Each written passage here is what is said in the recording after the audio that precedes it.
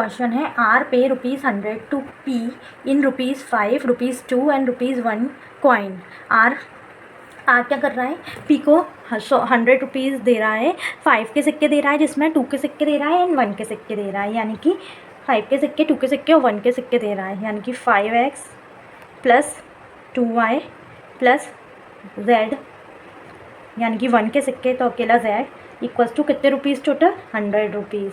अब पूछा है the number of coin use for the payment is 100। Total number of coin, कितने coin use कर रहा है पेमेंट करने के लिए, 40 कॉइन यूज़ कर रहा है। तो x plus y plus z, तीनों सिक्के मिला के कितने इक्वल हैं, 40 के इक्वल है। अब दो इक्वेशन बन गई हमारी। What is the number of 5 denomination coin use in the payment. कौन सा 5 नंबर का 5 के कॉइन कितने पेमेंट कर रहा है, ठीक है, बताना है इसमें 5 के कितने कॉइन पेमेंट कर रहा है, ठीक है।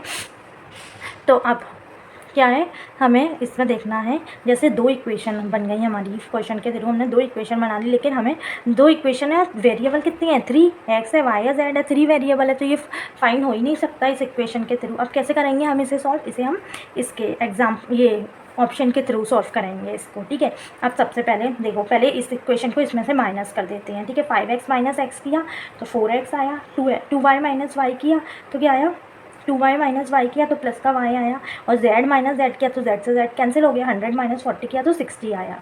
ये इक्वेशन आ गई। अब इसमें हम x की वैल्यू रख के देखते हैं, ठीक है। जो भी इस इक्वेशन को सेटिस्फाई करेगी वही ऑप्शन होगा।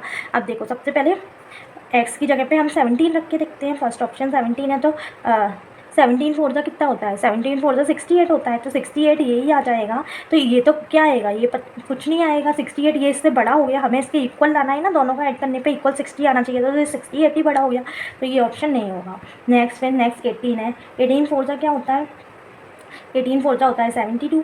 अब 72 भी इससे बड़ा आ गया, ठीक है। अब क्या होगा, 16 फोर ज़ा क्या होता है, 64 होता है, ये भी बड़ा आ गया। नेक्स्ट 13 देखो, 13 फोर ज़ा क्या होता है, 52, ये 52 हो गया। तो x की वैल्यू क्या आ गई, 13, x की वैल्यू 13, ठीक है। x की वैल्यू क्या हो गई, x की वैल्यू हो गई 13, इससे पता चल रहा है x की 13 हो गई, तो ये पूरा 56 हो गया, ठीक है। अब y की वैल्यू आ जाएगी, इसमें 8 आ जाएगी, क्योंकि रिमेनिंग 60 लाना है ना इधर, तो 8 ही बचा, तो 8 आ जाएगी। वैसे ऑप्शन ये x इक्वल्स टू d हो जाएगा, क्योंकि हमसे केवल 5 इसका पूछा था, 5 के कॉइन कितने होंगे, तो ये हम इसको x ही मान रहे थे, तो हमारा ऑप्शन आ गया, हम x की जगह पर पुट कर रहे थे। लेकिन अगर हमसे y भी पता चल गया, लेकिन हमसे z भी पूछते, तो फिर हम कैसे निकालते हैं। देखो, अब इस इक्वेशन में रख देंगे, ये x 13 हो गया, y 8 आ गया था इसके थ्रू, अब z क्या आएगा, 13 + 8, 40 के इक्वल करना चाहिए ना, 13 + 8 क्या होगा, 21 हो जाएगा, 21 हो जाएगा, प्लस 19 कर देंगे, 40 के इक्वल आ जाएगा, तो z इक्वल्स टू क्या हो गया, 19 हो गया। हमें x की वैल्यू बतानी थी, यानी कि 5 के कितने कॉइन है वो बताने थे, वो 13 है।